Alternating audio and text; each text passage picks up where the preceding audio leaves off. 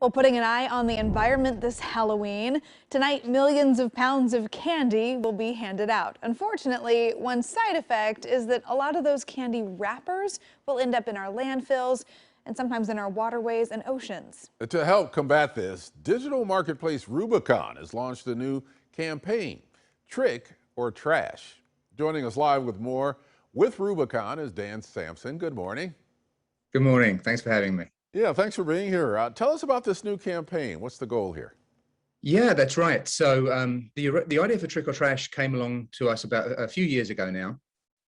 There are times each year when the amount of waste generated spikes, and Halloween is definitely one of those times. Statistics show that about 600 million pounds of candy is purchased during the Halloween season to the tune of about $3 billion. And because of the difficulties around recycling the candy wrappers, for a couple of reasons, most of that trash ends up just going straight to landfill. Rubicon, our company, is a technology company in the waste and recycling space, and we have a very simple mission, and that is to end waste.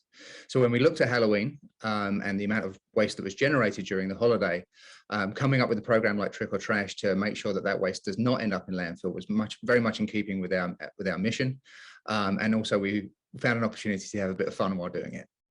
Yeah, I'm thinking now of all the times that I have just thrown candy wrappers in the trash and not thought anything of it. So in this particular area, how are you helping to reduce waste? Well, yeah, I mean, the principal problem with candy wrappers is their size, both in terms of their dimensions and their weight. There's not enough material to effectively recycle them into usable output. They don't lend themselves to recycling in the same way that paper or cans or plastic bottles do.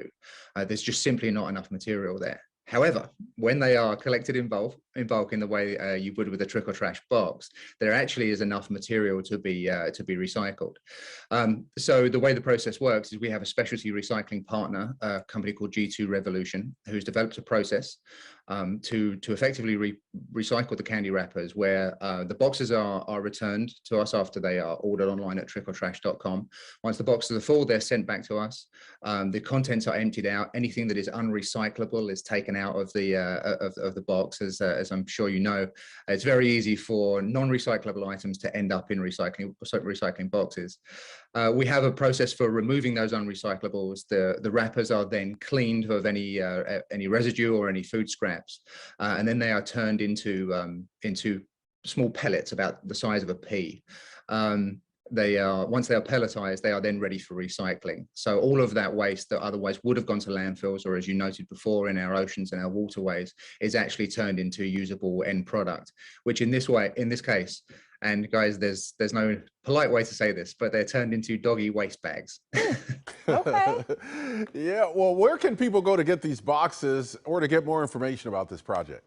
Certainly, and thank you for the question about the information, because that's really important to us as well. It's a free program. If you just go to trickortrash.com, you can order a box online, which is then shipped to you for free.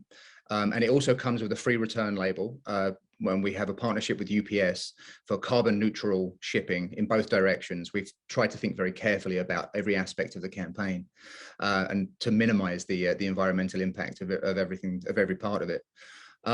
But then there is another side to the campaign, which is that we have a whole bunch of educational resources, lesson plans, signage, downloadable collateral for social media, all targeted for schools and community organizations to educate future generations on the importance of recycling and protecting our environment. Yeah, I love this idea. I was looking at the website earlier this morning, and individuals can order a box, but you can also have schools and businesses get them as well. So today is a great day to do it, to have those boxes ready to put out as some of those wrappers start becoming available and kids are going through their candy. Dan, thank you so much for joining us on AM Extra this morning. Great to talk with you. Good idea.